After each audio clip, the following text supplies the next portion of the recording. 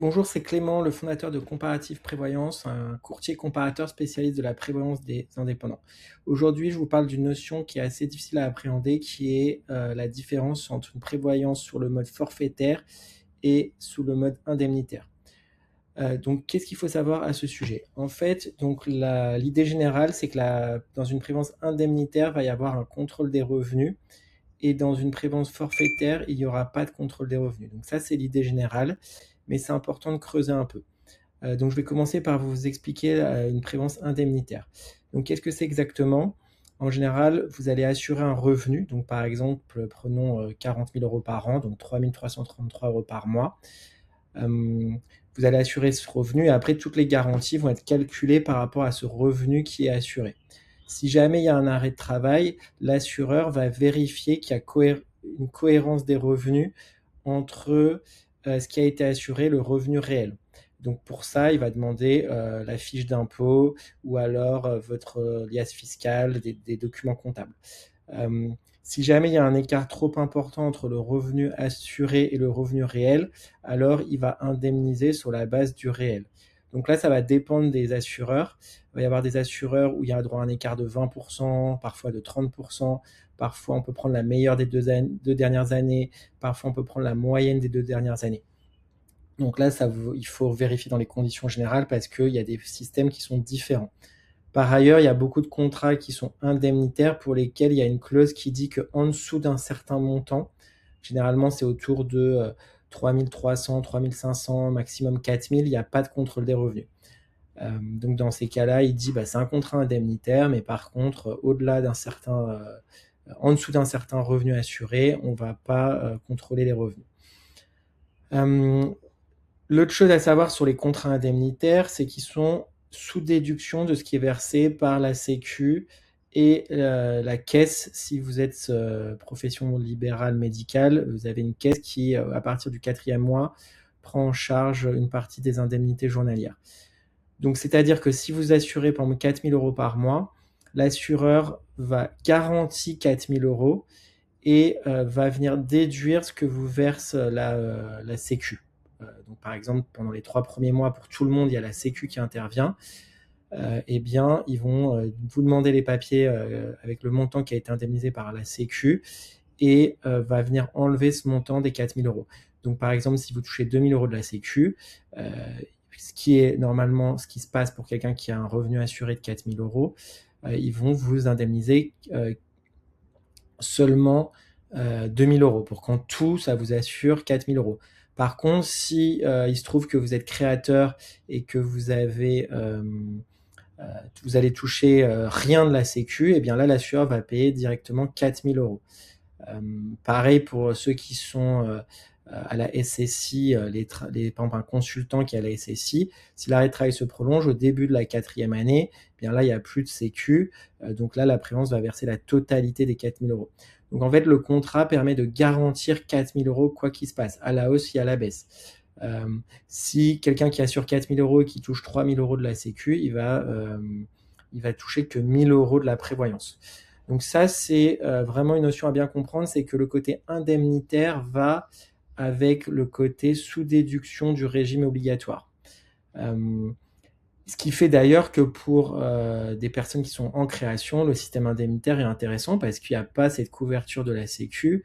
Et donc, si jamais ils ne sont pas indemnisés la prévoyance va compenser. Parce que du coup, dans le système forfaitaire, donc là, il n'y a pas de contrôle des revenus. On peut mettre ce qu'on veut, sachant qu'il faut vérifier parce qu'il y a certains contrats qui se présentent comme forfaitaires, mais il y a quand même des petites clauses qui disent qu'en fait, au-delà d'un certain montant, c'est plus forfaitaire. Je pense par exemple au contrat de Swiss Life qui est forfaitaire, mais qui a marqué quand même dans les conditions générales que dans certains cas, notamment en cas de soupçon de fraude, ils peuvent contrôler le revenu. Donc, faut faire attention, mais voilà, il y a quand même sur le marché des contrats qui sont forfaitaires. Dans les contrats forfaitaires, ce qui se passe, c'est que si vous assurez par exemple 4 000 euros par mois, l'outil de l'assureur va considérer que vous allez toucher 2 000 de la Sécu. Donc, il va dire, pendant la première année, si vous êtes par exemple un consultant à la SSI, il va dire, voilà, cette personne va toucher 2 000 de la Sécu pendant la première année d'arrêt de travail. Donc, nous, on va lui payer que 2 000. Donc, c'est directement marqué dans le contrat que vous allez toucher que 2 000 pendant la première année, après la deuxième 4 000, la troisième 4 000. Sauf que si la personne vient tout juste de se lancer, elle touche pas ces 2 000 de la sécu et donc elle peut se retrouver avec que 2 000. Donc voilà ce qu'il faut bien comprendre. Parce que souvent sur le marché on dit contrat forfaitaire c'est mieux parce qu'il n'y a pas de contrôle de revenus. Effectivement, il y a pas mal de cas où c'est plus intéressant, mais pas tout le temps. Et c'est vrai que les contrats indemnitaires où il n'y a pas de contrôle des revenus en dessous d'un certain montant, je trouve que dans pas mal de situations, ils sont assez intéressants. Enfin, pour moi, c'est toujours important de s'assurer en cohérence quand même avec son revenu réel ou alors avec le revenu qu'on pense atteindre d'ici 2-3 ans. Donc à partir du moment où on est rigoureux là-dessus, qu'on choisisse indemnitaire ou forfaitaire, ça ne change pas grand-chose vu qu'on s'assure en cohérence avec son revenu réel. Et d'ailleurs, même dans les contrats forfaitaires, c'est un peu marqué partout qu'il faut s'assurer en cohérence avec la réalité parce que la loi de non-enrichissement dans le monde de l'assurance fait qu'on ne peut pas s'assurer plus que ce qu'on gagne. Donc en résumé, le système indemnitaire dans pas mal de situations, il peut être plus intéressant, notamment quand on est créateur. Ça permet aussi d'avoir accès à des contrats qui sont souvent moins chers et aussi à des assureurs qui proposent que le système indemnitaire. Par exemple, le contrat Abeille SPP pour les consultants TNS, qui est un très bon contrat, il est dispo qu'en indemnitaire. Donc ça permet, si on veut pas de l'indemnitaire, on se coupe de ce contrat. L'inconvénient, c'est qu'effectivement, je l'écris là, s'il y a une forte baisse des revenus, on est obligé de mettre à jour le contrat ou alors d'accepter et de savoir que si on a un arrêt de travail cette année-là, on va toucher moins.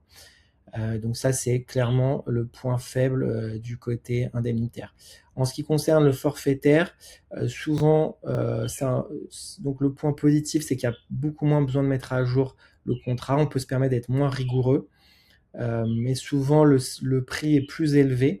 Donc par exemple le contrat Abeille Senseo pour les médecins que moi je propose beaucoup, on peut choisir forfaitaire indemnitaire. Indemnitaire c'est un peu moins cher. Même si dans les faits je choisis quand même forfaitaire pour les médecins parce que c'est des gens qui gardent très longtemps les contrats et ça peut être pénible de devoir à mettre à jour. Et après l'autre gros point faible des contrats forfaitaires c'est pour les créateurs parce qu'ils sont pas couverts encore par la Sécu. Donc c'est ce que je résume dans cette partie de l'article. Donc en fonction du profil, j'ai plutôt des recommandations. Les médecins et dentistes forfaitaires, créateurs d'entreprises indemnitaires, les indépendants TNS à haut revenu, les deux peuvent fonctionner. Et après tout ce qui est gérant de SASU, sans rémunération ou rémunération en dividende, il faut mieux choisir des contrats forfaitaires. De toute façon, il n'y a que ça sur le marché pour pas avoir de mauvaises surprises. Voilà, donc moi je suis courtier comparateur de prévoyance. N'hésitez pas à faire une demande de comparaison sur notre site. Je vous enverrai des devis qui correspondent à vos besoins. Je pourrai vous réexpliquer comment ça fonctionne, la différence entre forfaitaire et indemnitaire.